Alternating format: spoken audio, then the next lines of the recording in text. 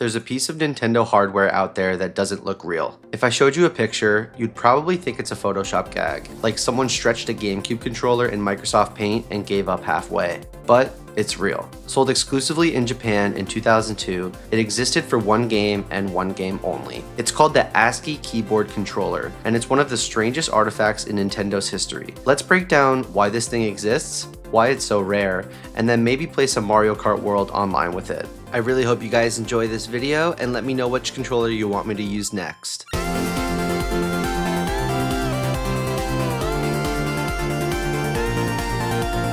In the early 2000s, Dreamcast led the charge with online gaming with a game called Phantasy Star Online. It was a console MMORPG with chat and lobbies, but it was still basically a proof of concept. Sega eventually died as a console maker, but the game Phantasy Star Online survived. With growing popularity for the game, it eventually got ported to the GameCube and Xbox. The Xbox already had built-in online infrastructure, and the Dreamcast had a modem, but the GameCube had nothing. If you wanted to play online, you had to buy a broadband adapter separately, and the only game that even used it in 2002 was Phantasy Star Online. This accessory wasn't just for GameCube owners, it was for GameCube owners who 1. Bought a broadband adapter, 2. Bought Phantasy Star Online, and 3. Actually wanted to chat in real time. That's a fraction of a fraction of a fraction of the player base.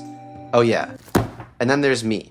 It was only officially sold in Japan and never released anywhere else. So if you were in the US or Europe, you would have had to import it, which is exactly what I did. The retail price back in the day went for about 6,800 yen or $55 US at launch. Fast forward to now, you could find units floating around auction sites or on eBay for around $300 to $600. I got mine for $280, however I did not have the box or any of the manuals with it. The good thing about mine is that it does not have a lot of yellow discoloration, which tends to happen a lot with these models. Collectors see it as a holy grail, but it's really less about usability and more about owning something bizarre and rare. So now more into the reason why the keyboard was necessary. On the Dreamcast, typing messages was really simple. You could plug in a keyboard and type like normal. On the GameCube, however, Nintendo had a problem. Their iconic controller design had no way to handle chat. If you wanted to chat, you'd have to use an on-screen keyboard with the analog stick, which was not ideal for online gaming. So Nintendo outsourced to the ASCII Corporation, a Japanese company known for computer peripherals and controllers. They were founded back in the 70s and worked with Microsoft on MSX computers, so making keyboards wasn't weird for them. However, making a keyboard fused into a controller, on the other hand, that was new.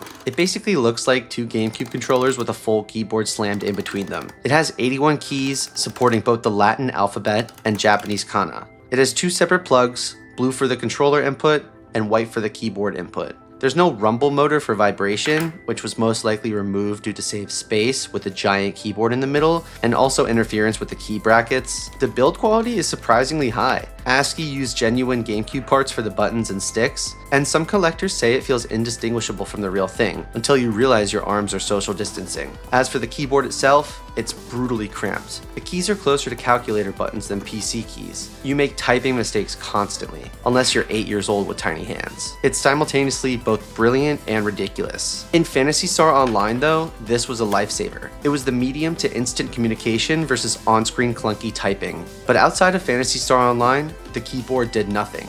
Literally nothing. It doesn't even work in Animal Crossing. Even homebrew developers had trouble making it work. It was and is a one-game only accessory. The controller alone works fine in games like Mario Kart and Smash, but it feels like you're playing with a Honda Odyssey in between your hands.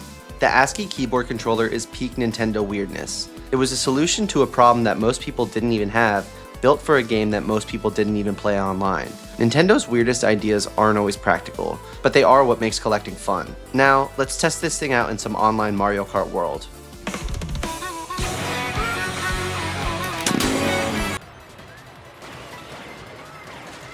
Quad feed.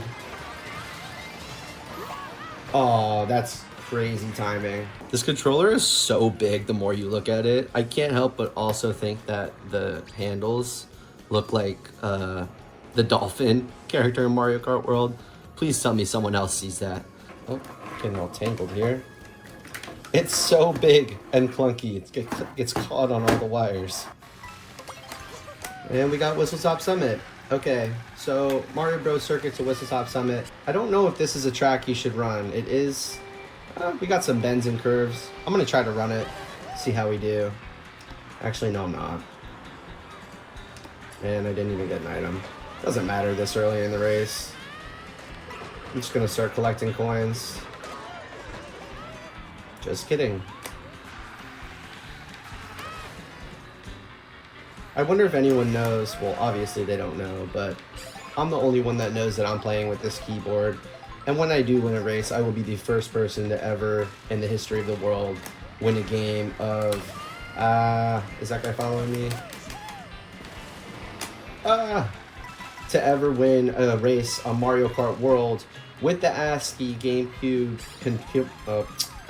I just messed up all my words. The ASCII Keyboard Controller for GameCube. Pretty cool achievement, if I say so myself. Alright, so we're on the second lap. I'm just going to use this here.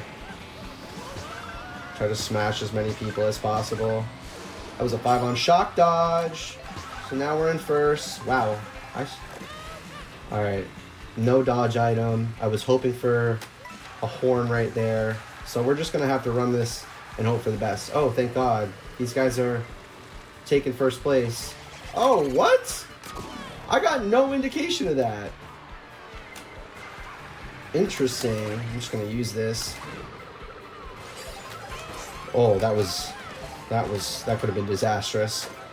Oh, triple reds? Yeah, back up. Back up. I'm coming.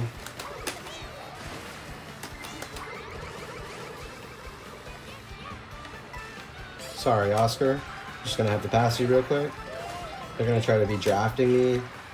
Oh, almost got sniped. I wonder if people are gonna be going for the shortcut.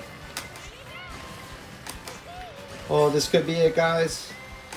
Just don't mess up and hope no one actually hits the shortcut. I got this in the bag. This is my race. We did it! We won Mario Kart World on the ASCII Keyboard Controller. Look at that.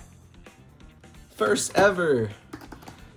Good game. The keys are so small I can't even type. Let's go. I'm so happy we got that within 3 races. Anyways, guys, thank you so much for watching my review and unboxing of this cool, unique Nintendo controller. I love stuff like this, and if you guys like it too and want to see more, hit that like and subscribe button as it really helps me out. But anyway, guys, appreciate you watching, and I'll see you in the next one. Peace.